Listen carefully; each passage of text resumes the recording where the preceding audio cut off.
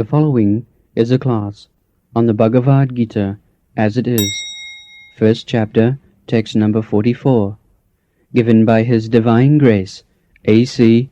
Bhaktivedanta Swami Prabhupada, recorded on July 31st, 1973, in London, England. Translation. Alas, how strange it is that we are preparing to commit greatly sinful acts, driven by the desire to enjoy royal happiness.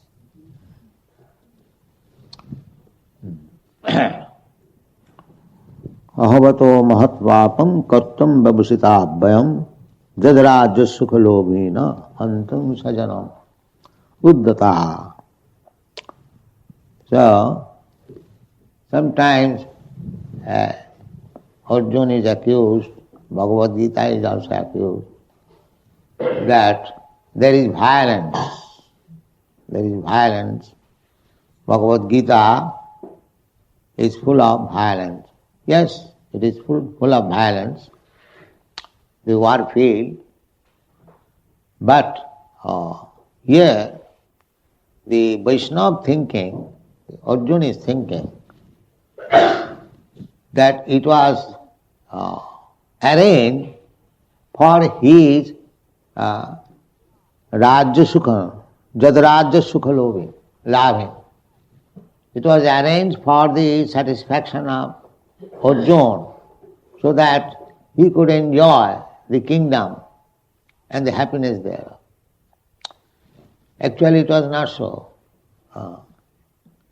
It was arranged by Krishna for his satisfaction, not for Arjuna's satisfaction.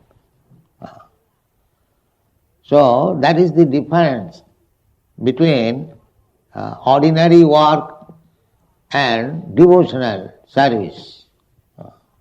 Devotional service and ordinary work, they look almost equal.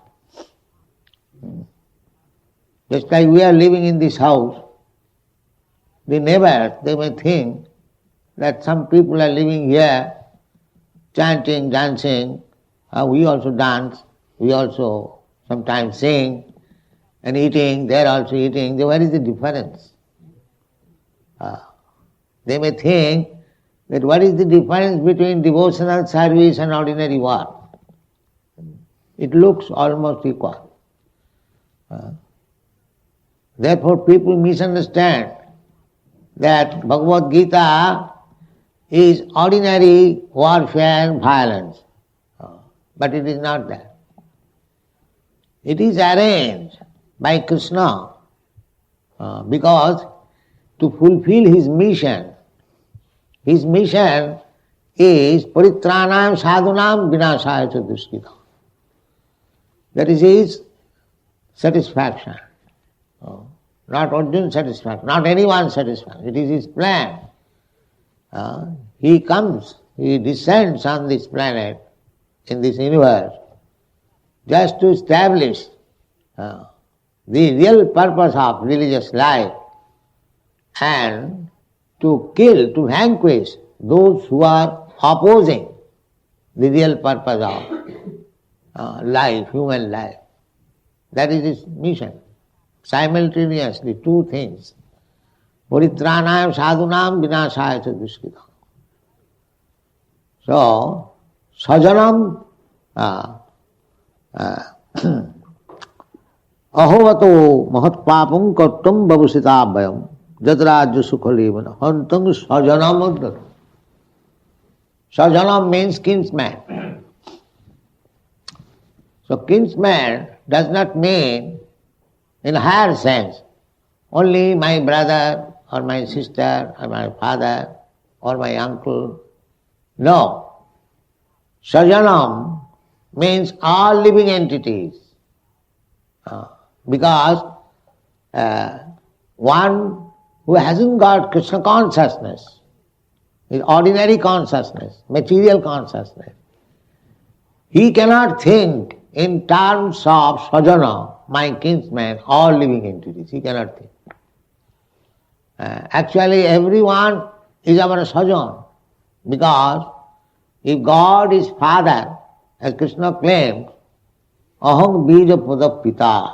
If he is the Supreme Father, not only he claims, at least any fine religious system claims God is the original Father.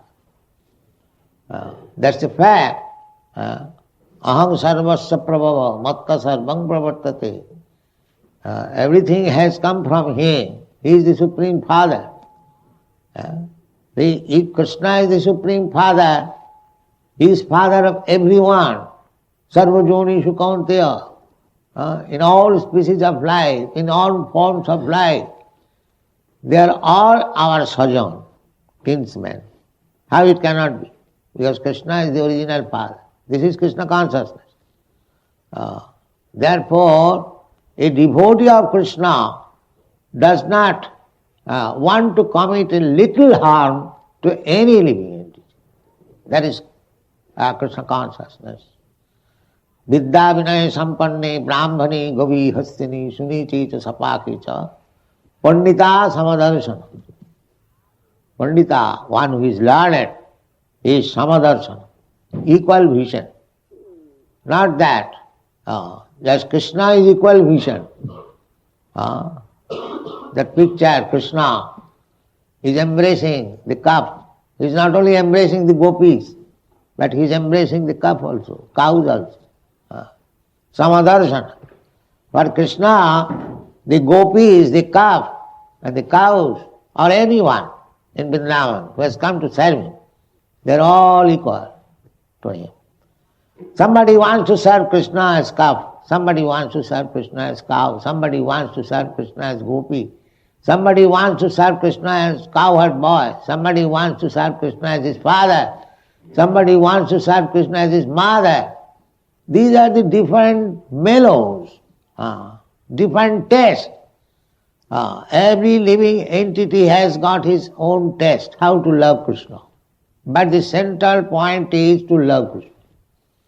Krishna also reciprocates. He has no discrimination that here is Gopi, beautiful girl, therefore I shall love her more than the calf. No, Krishna is not so partial. Similarly, Krishna's devotees also, because yes, Krishna consciousness means he has got now, in minute quantity, Krishna's quality. Therefore, he is also equal to everyone. He thinks everyone sajana, the same member of the same family. It does not matter if one has become ant or one has become elephant. The living spark, the soul, is the same dimension, either within the ant or in the elephant. This dimension of the soul we have different several times discussed. 1/10,000 part of the top of the hair. Keshagra satbhagasya satadha kalpitasya jiva bhaga sabhijya sa anantaya kalpate.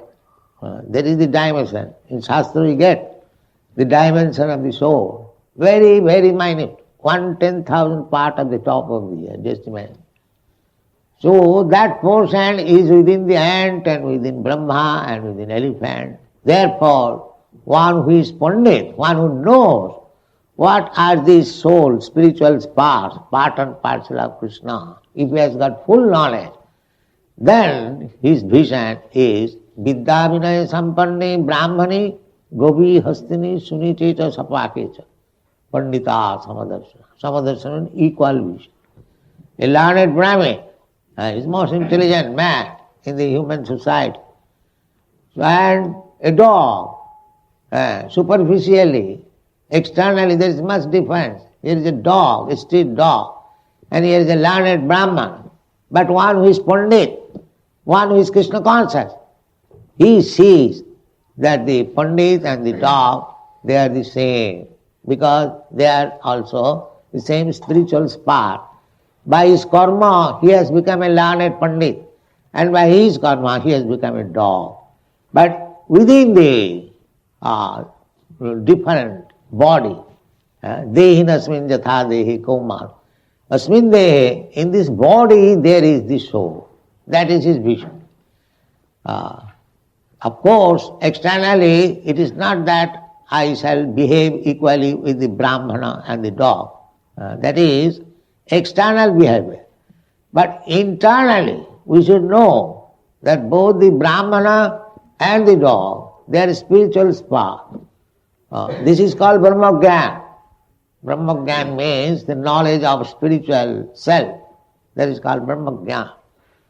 So when one attains this Brahmagyan, then Brahma Bhuta Prasannatma Nasochati Nakan Samas Sarveshu Bhuteshu Samata equal. That is Brahmagyan. So in this verse, Krishna says, Arjuna says that Jadrajya Sukhalovena Hantum Sajanam Buddha. So when we are killing animals for the satisfaction of our tongue, this is Mahapata. Krishna Arjuna says, Ahavato Mahatpapam. Mahatpapam, great sinful act. Great sinful act. If we want to kill anyone, any living entity, for my satisfaction, either my tongue satisfaction or any sense satisfaction, it is Mahapapam, great sinful act. Because they are all sajan. You cannot kill. Either you take this sense or that sense. But Arjuna is speaking in a limited sense. He is thinking of his own family members. But if one is actually in knowledge, Brahmagyan, he thinks in the same way that the lower animals, they are also our family members. And if I kill him for my satisfaction, my sense satisfaction, it is great sinful act. Unfortunately, everyone is killing for his sense gratification in the name of religion. In the name of religion, although it is prohibited, still they are killing. Thus, imagine how much sinful activities they are doing and how they can be happy.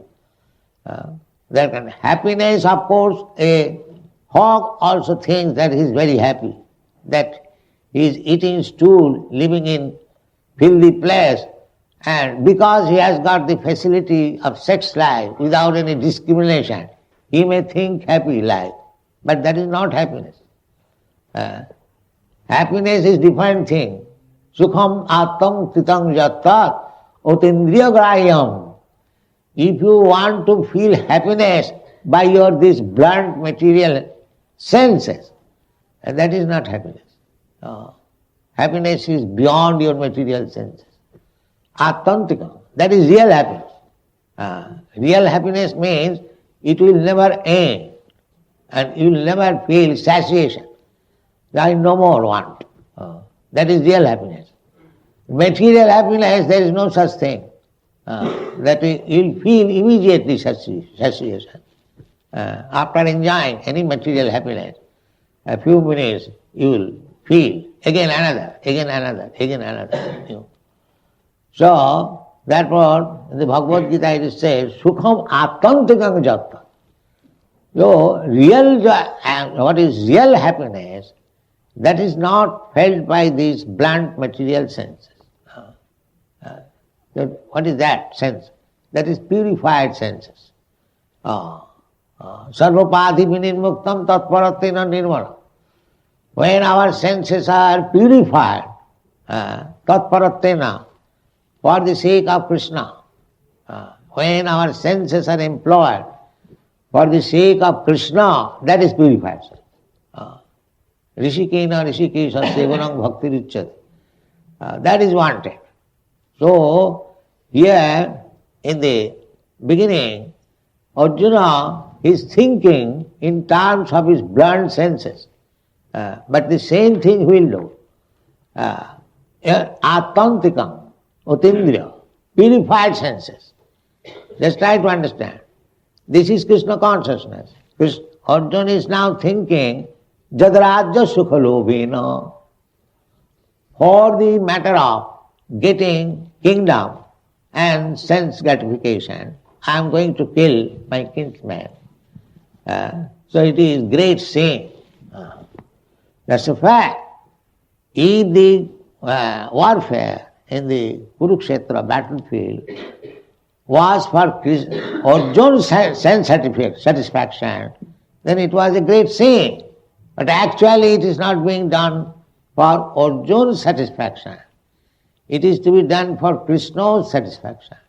So therefore the conclusion should be that whatever we do, if we do it for our own sense satisfaction, that is Mahapapa, sinful activities. But if we do the same thing for Krishna's satisfaction, that is spiritual advancement. This is the difference. So outsider, they think that a karmi is working for his own satisfaction, and a devotee is working for Krishna's satisfaction. Although two things are similar, externally it appears the same thing, but there is great difference. Whatever you do for your own satisfaction, for the satisfaction of your whims, that is Mahapapa, great sin. The same thing when you do for Krishna, that is opening your path to liberation, back to home, back to God. This is the difference. You have to change the consciousness, what you are doing, for whom you are doing, for yourself or for Krishna. This is Krishna consciousness. And that is the perfection of life. In whatever position you are, whatever you are doing, it doesn't matter. That is confirmed in the Srimad Bhagavatam. Adapungvi dijasreshta varnasama vibhagasam sanusthitasya dharmasya samsiddhi haritosanam. Haritosanam means to satisfy the Supreme Law, Hari. That is perfection. It doesn't matter what you are doing. Varnasama vibhagasam. First of all, whatever doing, it does not mean whatever nonsense you are doing, that will be accepted. No. Varnasama vibhagasam. According to Vedic civilization, there is division of Varna, Brahman, Kshatriya, Vaishya, Sudra. So activities must be done according to the Varnasam prescription. A Brahmana is ordered to do like this. Sattva, Sama, Dhamma, Titikha, Arjava. You should practice this. A Kshatriya should practice this. And a Vaishya should practice this. So that is therefore it is called Varnasam. The prescribed duties are already there. Therefore, perfect human society means, first of all, there must be this division. Brahman, Kshatriya, Vaishya. And when they act the duties of that particular position, Brahman, Kshatriya, for the satisfaction of Krishna, that is perfection of life. It doesn't matter whether you are a Shudra or you are Brahmana, but if you act for the satisfaction of Krishna, according to the prescription of your position, then your life is perfect. That is wanted. The whole human civilization should be based on this principle. There must be division. The division is already there. They should be coordinated, systematized. Not that everyone is Brahmana. Brahmana means the intelligent man. So we should pick up the intelligent man. They should be trained as Brahmana. Those who are martial, having fighting spirit, they should be selected as Kshatriya. Those who are for increasing money, mercantile mentality, they should be also collected. Similarly, Shudras, and they should be trained, everyone, to satisfy Krishna. Varnasama vibhagasam. Sanusthitasya dharmasya samsiddhi haritosa. So here Arjuna is a fighter. He is engaged in fighting. Now he is thinking that is proper. He is Vaishnava, he is devotee, he is properly thinking that for my sense gratification I am going to kill my kinsman. Oh, what a great sinful activity I am going to do.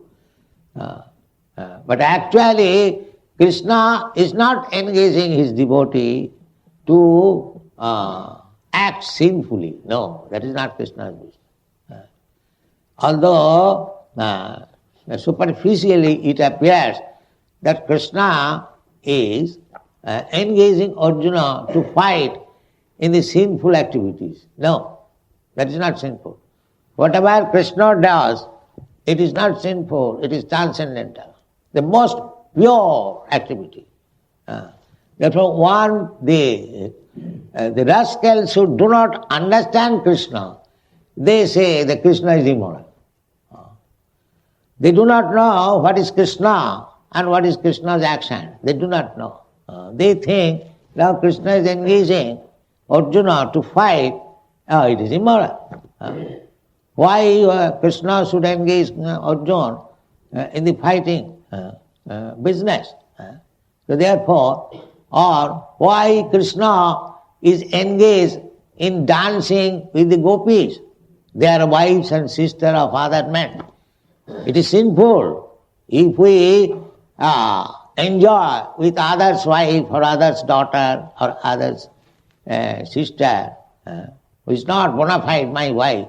If I want to enjoy life, that illicit sex. Krishna is not doing that. But artificially, those who are nonsense, they see that Krishna is dancing at dead of night with others' daughters and girls. Therefore he is immoral. But that means he does not know what is Krishna. Krishna can do anything. Tejiya sangana dosaya. Tejiya sangana dosaya. He, just like the sun, is very powerful. As you see in this material world, a sun, a material thing, and it is very powerful. But the sun is soaking water, taking water from the sea as well as from filthy place. See, he is also taking, what is called soaking or evaporating, yes. Evaporating water from urine also. And filthy place where ditches is evaporating water as well as from the sea.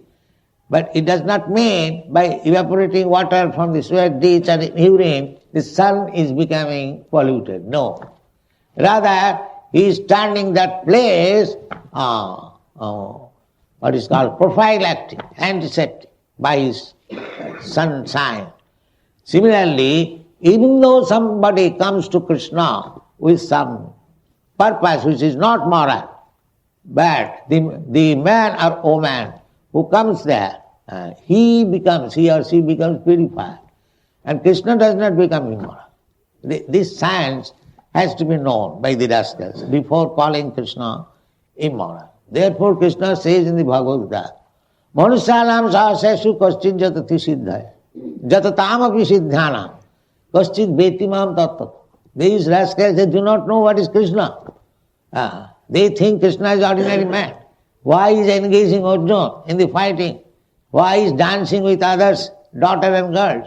These are immoral things. Therefore, this rasa dance should not be discussed among the fools and rascals. They misunderstand. Although the professional reciters, they take part. Whenever they speak of Bhagavatam, they immediately jump over the rasa dance. That is not to be done. Chaitanya Mahaprabhu never indulged in such things. For mass of people, he engaged himself in Sankirtan. And when Krishna's dealing with the gopis were discussed, he was discussing amongst three selected devotees, Ramananda Rai, Sarup Damodar and Sikimai.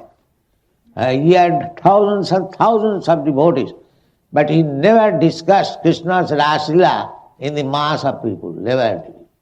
Therefore it is restricted. Krishna, because they will misunderstand. These rascals, they do not know what is Krishna and they will misunderstand. They will be polluted. Of course not polluted, because after all they will hear about Krishna. But they may misunderstand, that is against their making progress through the spiritual life. So, Krishna is not immoral. Krishna is not engaging Arjuna to commit such sinful activities, sajanam, hatya. No. Krishna is engaging him in his service. So one has to understand that. So when Arjuna will understand that this war, this fighting, is not for my sense gratification, it is for Krishna's sense gratification. Then he agreed, because he is a devotee. Karishe vachanam ta. Yes, I shall now act. This is the proposition. Atmendra tripti vancha dhare tar naam kam. Kam means lust. What is lust? Lust means whenever you try to satisfy your senses, that is called lust. And the same, whenever you try to satisfy Krishna's senses, that is love. Practically the same business, but personal and Krishna. So Krishna consciousness movement means we have to act everything for Krishna under proper direction. We cannot manufacture that I am doing for Krishna. Then there is another misleading. Therefore, we require the guidance of the spiritual master. Krishna, Guru Krishna Kripa. It is Chaitanya Charitamrita. You have to seek the mercy both of Krishna and Guru. Not that you have become so advanced that you are directly in connection with Krishna and whatever you are doing, it is mercy. No, don't think like that. It must be guided, it must be confirmed by Guru. Guru Krishna Kripa Pai Bhakti Lata Bhi. Bhakti line is there. So our business is, Krishna consciousness movement is that we have to satisfy Krishna. That refined by that Professor Zener, that one rogue, he did by his whims, and he alleged that after reading Bhagavad Gita violence, he committed this violence. So, did he take permission from Krishna or Krishna's representative? But he does not know the technique. He has unnecessarily accused, committed a great offense to the lotus feet of Krishna. So therefore, an inexperienced person, they should not try to teach Bhagavad Gita to others, because he has no knowledge. This knowledge has to be received by parampara system, even parampara praptam, even rajasaya vidu. So simply by academic area, by knowledge of ABCD, you cannot understand Bhagavad Gita. In the Bhagavad Gita it is said, bhaktosi priyosi, without becoming bhakta.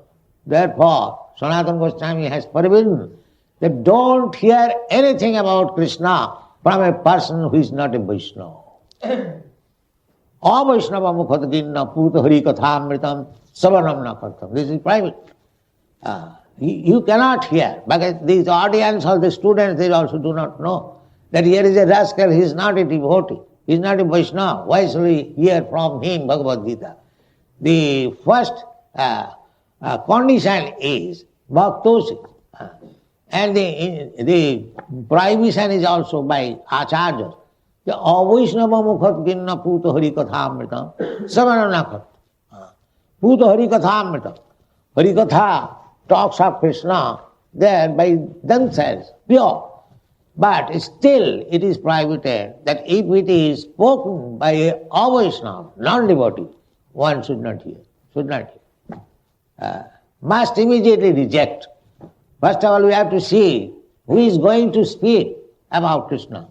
Is it a devotee of Krishna? Is he a Vaishnava or not? If he is not, then immediately reject. Oh, we are not going to hear from him. But people do not know. Any rascal speaking about Bhagavad Gita, we hear. That is not the process. Then we will misunderstand. Avaishnava mukha satpachishta prayojatha. Just like milk is very good food, everyone knows. But when it is touched by the tongue of the serpent, it is poison immediately. So we cannot drink poison. Don't hear Bhagavad Gita or any talk about Krishna from a person who is not a Vaishnava, who is not a devotee of Krishna. We'll misunderstand. That's like what they will say. Then we'll say, oh, Krishna is engaging Arjuna for fighting, for committing so many sinful activities. No, that is not the fact. Krishna is engaging Arjuna, fighting, just to serve his purpose. Paritranaya sadhunam vinasaya cha duskritam. And Krishna is executing the mission of Krishna, not for his personal benefit. These are the things. That's all. Thank you very much.